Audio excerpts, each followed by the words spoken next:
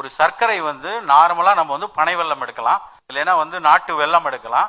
இந்த நாட்டு வெல்லத்திலையும் ஒரு விஷயம் தெரிஞ்சுக்கோங்க, வெல்லம்ங்கிற நம்ம கடையில மண்டை வெல்லம் கிடைக்கிறது கூட கெமிக்கல் போட்டு ப்ளீச் பண்ணதுதான். கெமிக்கல் சேர்க்காமல், ஹைட்ரேட் சேர்க்காமல் வரக்கூடிய வெல்லம் பொல பொலன்னு உதிரியா பழுப்பு நிறத்துல தான் இருக்கும், வெள்ளையா வராது.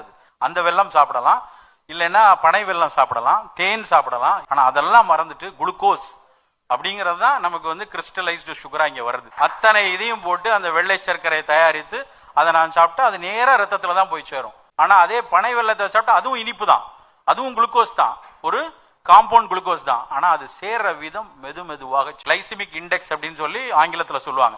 கிளைசமிக் இண்டெக்ஸ்னா சர்க்கரை எந்த அளவுக்கு வேகமாக நம்ம கிட்ட போகுது.